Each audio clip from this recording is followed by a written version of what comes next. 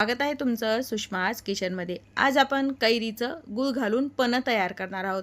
हे जे पन्ह्याचा गर आहे तुम्ही 3 ते 4 महिने पण फ्रीजमध्ये छान स्टोअर करू शकता आणि पाहिजे तेव्हा यापासून तुम्ही पन्ह तयार करू शकता। रेसिपी शेवटपर्यंत बघा। रेसिपीला लाईक करा, चॅनलला सबस्क्राईब करा, तसेच बेल नोटिफिकेशन पण ऑलवर प्रेस करा। आता आपण रेसिपीला सुरुवात करूया।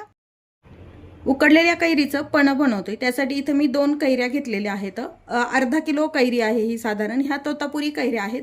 कैऱ्या बाजारातून आणल्यानंतर पाण्यात टाकून एक अर्धा तास ठेवायच्या आणि स्वच्छ धुवून घ्यायच्यात। पूर्ण याचा चीक वगैरे आणि माती काढून घ्यायची। तसे हे मी धुवून घेतलेल्या कैऱ्या आहेत।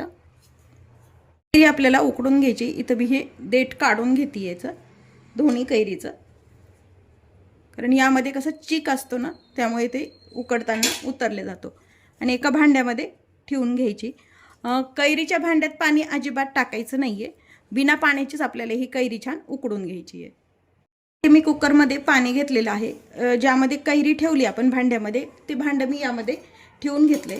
वरतून फिट बसेल असं याला झाकण टाकायचं आहे, म्हणजे खालचं कुकरमधलं पाणी वरती भांड्यामध्ये जात नाही।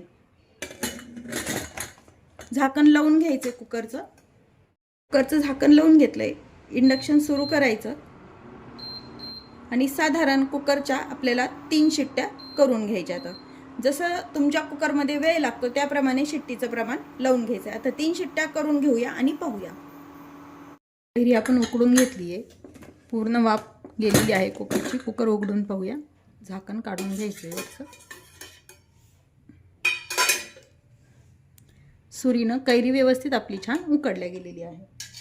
तर भांडं हे बाहेर काढून घेऊया। उकडलेली कैरी आहे दुसऱ्या भांड्यामध्ये मी काढून घेते। कैरी अजून गरम आहे त्यामुळे थोडीशी थंड करून घ्यायची आणि मग याची आपल्याला साल काढायची। कैरी थोडीशी आपली थंड झाली आहे, यातली कोय काढून घ्यायची बाजूला। दोन्ही कैरीची तशीच आपण कोय काढून घेऊया। यातली कोय काढून घेतलेली आहे। सालीला आपल्या थोडासा गर राहतोय, तो गर पूर्णपणे आपल्याला काढून घ्यायचा आहे। या पद्धतीने सर्व सालीचा गर आपण काढून घेऊया। फक्त साल येऊ देऊ नका त्यामध्ये, नाहीतर तुरटपणा येतो। मी साल बाजूला ठेवून द्यायची। राहिलेल्या सालीचा पण गर या पद्धतीने काढून घेऊया। सर्व सालीचा गर आपण काढून घेतलाय, त्याच पद्धतीने कोईचा पण गर आपण काढून घ्यायचा आहे। त्यामध्ये गुळाचं प्रमाण लक्षात येण्यासाठी तयार केलेला गर जो आहे एका भांड्यामध्ये टाकून मोजून घ्यायचा आहे, म्हणजे आपल्याला गुळाचं प्रमाण व्यवस्थित लक्षात येतं किती घालायचं आहे ते। जेवढा गर आहे तेवढाच गुळ वापरायचा आहे। साधारण ही तोतापुरी कैरी असल्यामुळे तेवढाच गुळ याला बास होतो। जर तुमच्या कैरीच्या आंबटप्रमाणे गुळ वापरायचा आहे, पण शक्यतो या प्रमाणामध्ये गुळ आपला बरोबर होतो। या डब्याला थोडंसं कमी आहे आपला हा गर, पण आपण हा डब्बा भरूनच गुळ यासाठी वापरणार आहोत। पुन्हा यामध्ये हा जो गर आहे तो काढून घेऊया। गुळ आपल्याला मोजून घ्यायचा आहे। साधारण चिरून घेतलेला गुळ आहे हा। डब्याला थोडासा कमी गर होता, पण मी अगदी डब्बा भरून गुळ वापरते, म्हणजे व्यवस्थित बॅलन्स होतं ते। यामध्ये टाकून घ्यायचा आहे। गुळ आणि कैरीचा गर व्यवस्थित मिक्स करून घेऊया। फक्त हे अशी पद्धतीला थोडासा वेळ लागतो, त्यामुळे पटकन मिक्सरवरती काढायचं असेल तर तसं पण तुम्ही काढू शकता। आता गुळ यामध्ये आपण विरघळून घेतलेला आहे। आता हे जे पण आहे गुळाच्या काड्या खडे वगैरे असतात यामध्ये, त्यामुळे आपल्याला हे गाळून घ्यायचंय।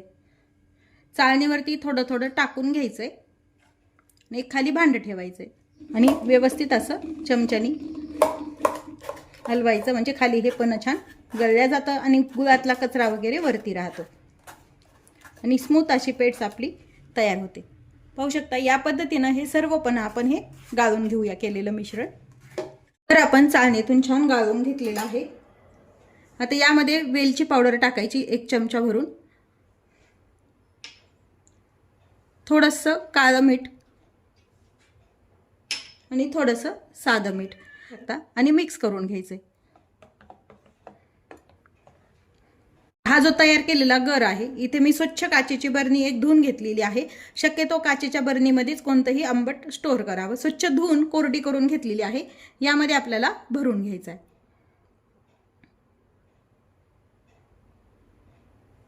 सर्व गर असाच आपण काचेच्या बरणीत भरून घेऊया। तयार केलेला कैरीच्या पन्याचा गर तुम्ही फ्रीजमध्ये 3 ते 4 महिने पण स्टोअर करू शकता. फक्त काळजी एवढीच घ्यायची की याला कोणतेही पाण्याचे हात लागले नाही पाहिजेत. पाणी जर लागलं तर हा गर टिकत नाही. ह्या तयार मिश्रणाचं पन्ह कसं बनवायचं ते पाहूया इन्स्टंट. आपण हे तयार करून ठेवल्यानंतर 1 चमचा गर घ्यायचा आहे, एका ग्लासमध्ये टाकून घ्यायचा आहे.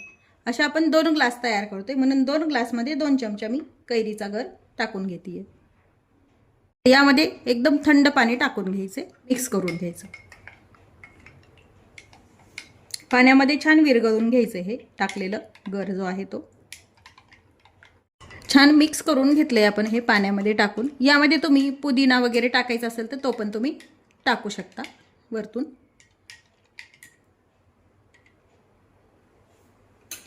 आता एक एक बर्फाची क्यूब यामध्ये टाकून घ्यायची.